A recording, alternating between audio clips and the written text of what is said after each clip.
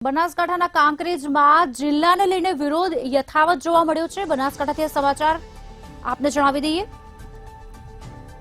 વિરોધ યથાવત જોવા મળ્યો છે। છઠ્ઠા દિવસે કાંકરેજમાં સતત વિરોધ યથાવત જોવા મળી રહ્યો છે। આવેદનપત્ર આપવાનો સિલસિલો પણ યથાવત જોવા મળ્યો છે।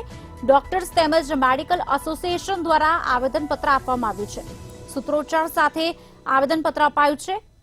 કાંકરેજને બનાસકાંઠા કે પાટણમાં રાખવાની માંગ કરવામાં આવી છે।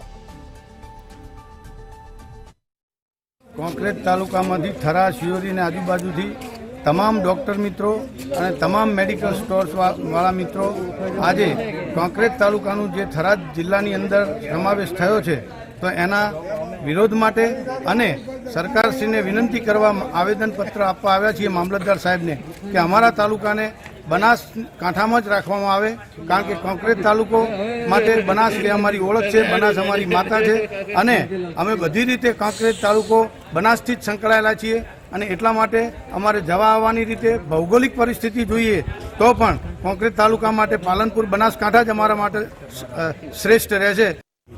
ओके कांकरेज ने बनासकांठानुं विभाजन करी कांकरेज ने थरादमां मूकवामां आव्यो छे ने एना कारणे कांकरेजनी प्रजा खूब दुखी है।